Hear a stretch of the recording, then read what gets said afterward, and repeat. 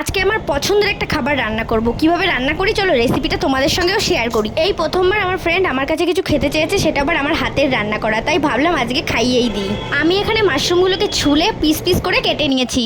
কেটে রাখা মাশরুমগুলোকে ধুয়ে কিছুক্ষণ গরম জলের মধ্যে ভিজিয়ে রাখলাম। তারপরে একটা বোলের মধ্যে জিরে গুঁড়ো, ধনে গুঁড়ো আর লঙ্কার গুঁড়ো দিয়ে ভালো করে মিক্সড করে নিলাম। আর আমি এখানে কেটে নিয়েছিলাম পেঁয়াজ আর টমেটো। ভিজিয়ে রাখা মাশরুমটাকে জল থেকে তুলে একটু সল্ট মাখিয়ে কিছুক্ষণের জন্য রেখে দেবো। তারপর একটা কড়াইতে তেল গরম করে শুকনো লঙ্কা আর জিরে ফোড়ন দিয়ে কেটে রাখা পেঁয়াজ টমেটোটাকে ভেজে নেব। পেঁয়াজ আর টমেটো ভাজা হতে হতে চলো তোমাদেরকে পেঁয়াজের দুটো উপকারিতা বলি। পেঁয়াজে থাকে প্রচুর পরিমাণে ডায়েটারি ফাইবার, যা আমাদের মসৃণ মলত্যাগ করতে সাহায্য করে। তাছাড়াও পেঁয়াজে সাপোনিন থাকে, যা অনেক সময় পেটের ব্যথা কমাতেও সাহায্য করে। পেঁয়াজ আর টমেটোটা ভাজা হয়ে গেছে, এবার আগে থেকে গুলে রাখা গুঁড়ো মশলাগুলো ওর মধ্যে দিয়ে দিলাম। এভাবেই মশলাটাকে কিছুক্ষণ কষিয়ে নেব। তারপরে ওর মধ্যে একটু গুঁড়ো হলুদ দিয়ে মাশরুমটা ঢেলে দেবো। জানো তো, যারা খুব ডায়েট মেনটেন করে তাদের জন্য মাশরুম অনেক ভালো, কারণ মাশরুম আমাদের শরীরের ওজন কমাতে সাহায্য করে। মাশরুমটা আমি মশলা দিয়ে ভালো করে কষিয়ে নিয়েছি। এবার এর মধ্যে পরিমাণ মতো জল দিয়ে দিলাম। আমি খুব একটা ভালো রান্না করতে পারি না, তবে আমার পছন্দের খাবার হলে খুব মন দিয়ে বানাই।